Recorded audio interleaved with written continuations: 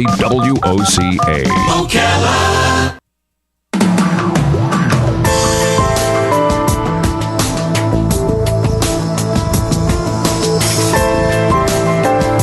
All right, 5 minutes after 9 o'clock.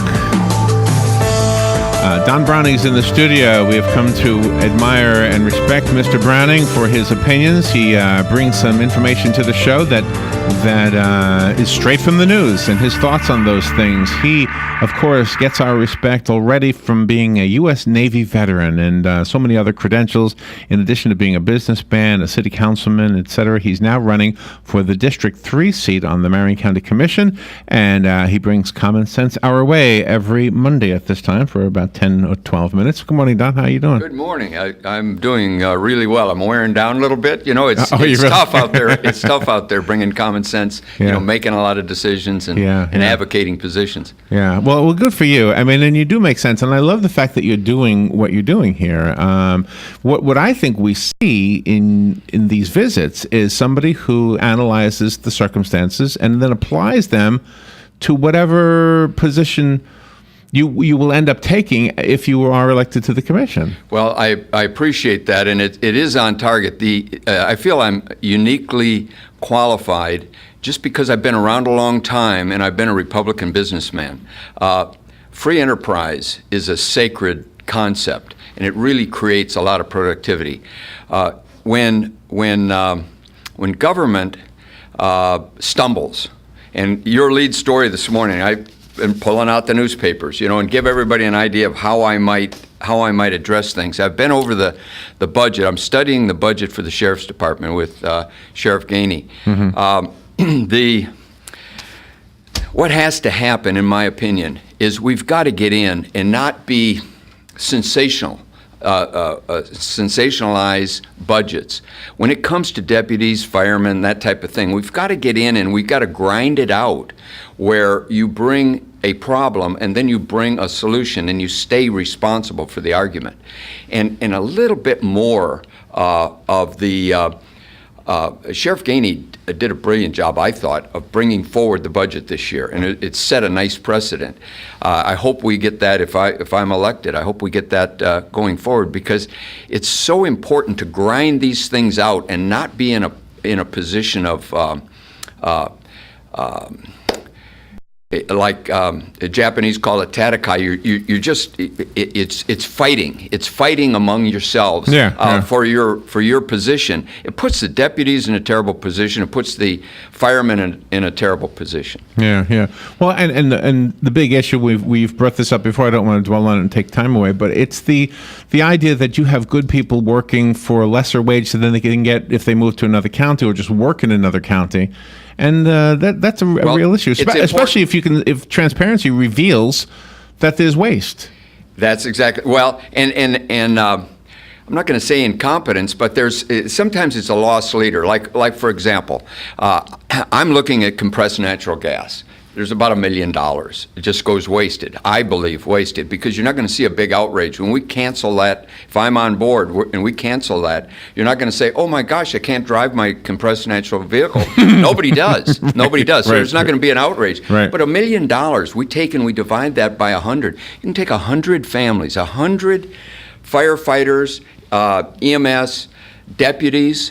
$10,000. Just think of what happens there. It's like a subdivision. All the money that comes in from a subdivision to the government will go to an actual application that makes sense.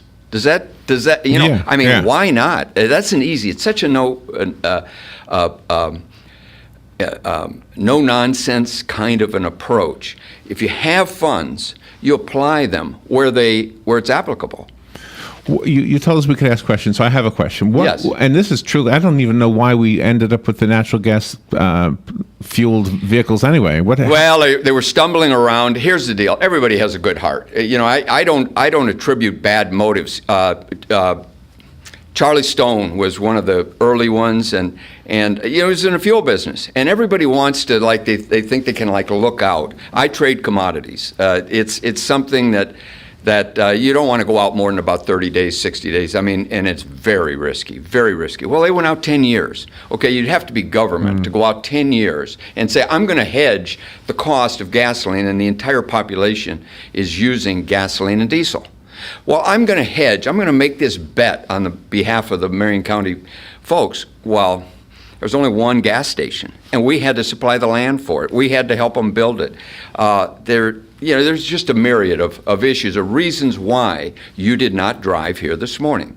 You made this rational decision. If I said, here's $5,000, convert your car over to compressed gas, you would say, Don, it costs $10,000, number one, and I understand the firemen aren't even using these things, and it doesn't run in diesel, and it doesn't run, in other words, you would make those rational decisions. And that's the kind of common sense analysis. If I'm on the board and we're having this discussion, seeing the sunshine, that's the way you would do it. And right now that costs us, and if you are elected, you're going to work to get rid of it? Oh, Lord have mercy. Yes, we've got two ways out. I presented to the commission as a civilian, as a non-commissioned person. I submitted two ways out of that contract. Within 30 days, boom, you're out. Event majeure, it's item number 17 in the contract. Is brilliantly written. Anything that impacts it with war, insurrection, the entire Middle East is in a war state. They're all dumping. All the producing nations are dumping. That's why the number is low for fuel. Well, go ahead and use that fuel. It's likely to be going on for a little while until perhaps Donald Trump gets in and we straighten things out over there. But the idea of hedging, commodity hedging, wheat, orange juice, fuel, any of that beyond 60 days is a joke. I mean, that's just a joke. So I would bring that up in a committee in a city county commission meeting, and we would have a discussion like this. And it isn't an adversarial relationship. You're enlightened. I'm enlightened by you. Suddenly, we come to a decision and to an outcome that makes sense. And it turns out that when you have dialogue like that, good things happen. How many vehicles do we have that run on natural gas? Oh golly, there's people better than I. But I've read the report and studied the report at length by the county. And we, like for example, I'll just example. We have I think it's 100 and don't quote me, but 100 and say $40,000 penalty.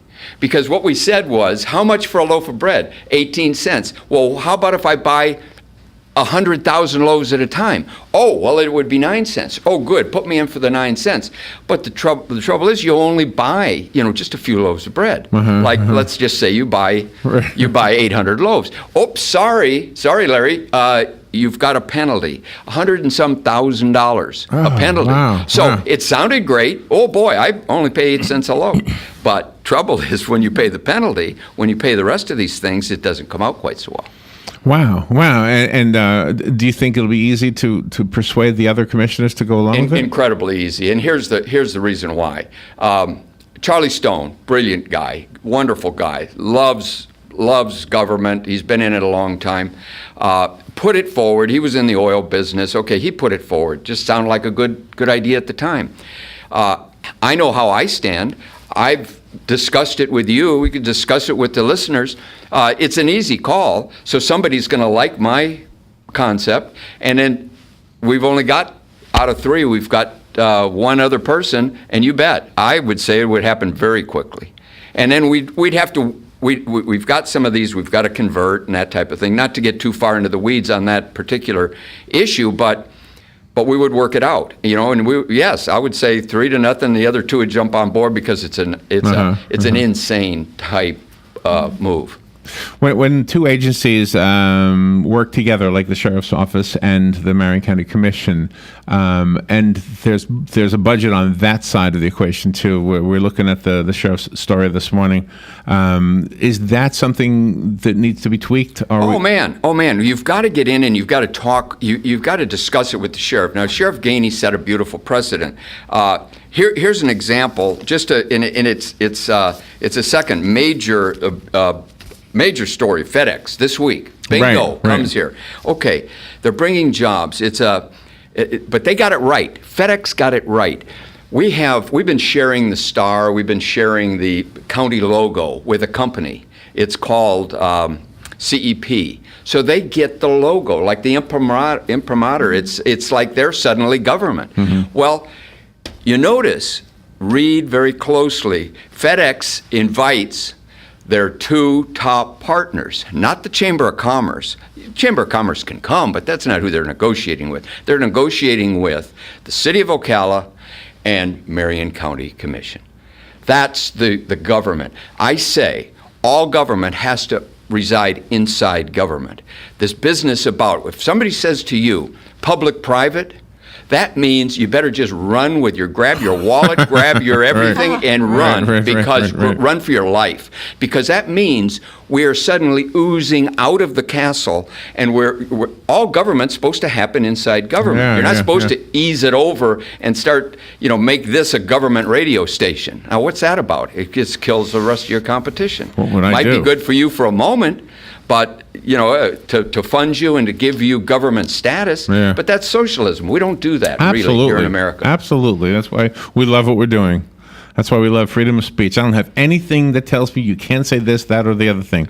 I'm with you. And when I joined the Navy, military service really sets you up for life.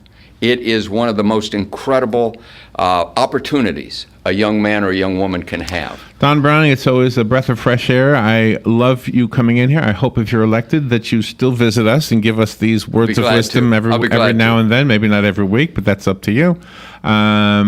Give us a way so we can get in touch with you, if you don't mind, or your website, and then we'll have to. Sure, VoteDonBrowning.com.